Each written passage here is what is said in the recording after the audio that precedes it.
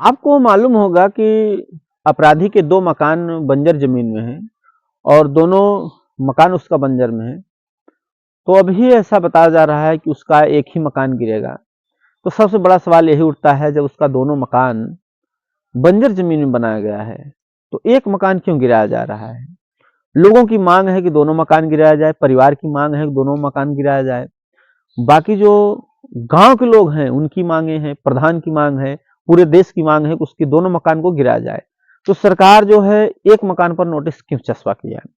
क्योंकि कहीं न कहीं ये ठीक नहीं लग रहा है, क्योंकि जो परिवार के सदस्य हैं, पूरा सभी लोग की इच्छा है, ऐसे अपराधियों को गाँव में रहने के अधिकार नहीं है। उन लोगों को जो है दोनों मकान पर बुलडोज़र चलना चाहिए और दोनों मकान पर जो है नोटिस चस्पा होना चाहिए। तो बात यही सवाल उठता है कि अगर दोनों मकान गिरवाना है तो सरकार एक पे क्यों किया है नोटिस? ऐसा तो नहीं कहीं न कहीं कि सरकार जो है, जो अपराधी है उसके मकान को बचाना चाहती है कि एक मकान उसका बचा रहे? कहीं न कहीं ऐसा जो है नज़ारा देखने को लग रहा है। क्योंकि ऐसे जो अपराधी हैं, ये कुख्यात अपराधी हैं, इसे साइको बोला जाता है और इतने खूंखार अपराधी को अगर गाँव के बीच में रखा जाएगा, अब इनके परिवार के लोग भी नहीं रहने लायक हैं गाँव के बीच में, जो भी सदस्य जेल में चले गए हैं।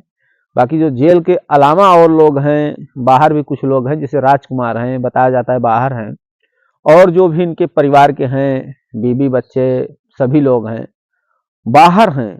तो ऐसे लोग भी, उन लोगों को कोई भरोसा नहीं, जब उनके घर के सदस्य ने इस तरह से किया गया है कांड, तो हो सकता है वो लोग भी कर जाएं, क्योंकि लोगों में डर भय बना हुआ है।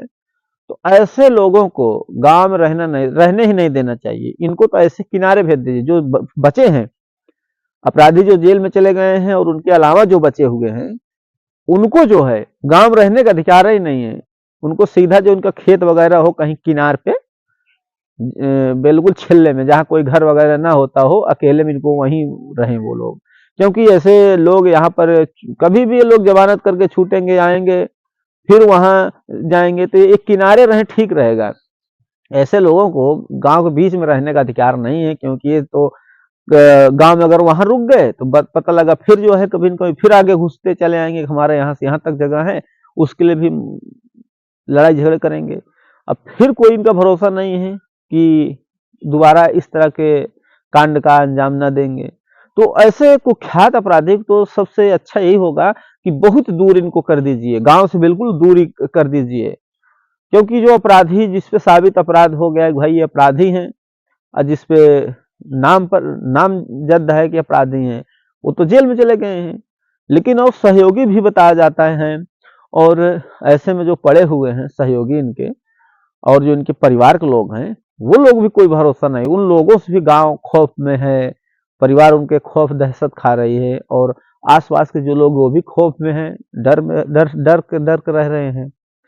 तो ऐसे लोगों को यहाँ पर रहने कोई वही नहीं करना चाहिए। जब उसका एक मकान गिराया जा रहा है तो दोनों मकान पर बुलडोजर चलना चाहिए। पूरा जो है देश की मांग है कि एक मकान को क्यों छोड़ा जा रहा है।